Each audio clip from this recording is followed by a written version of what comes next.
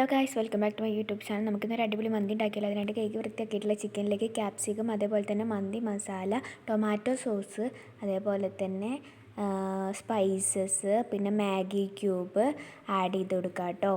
ഉപ്പ് നോക്കിയിട്ട് ആഡ് ചെയ്യണേ.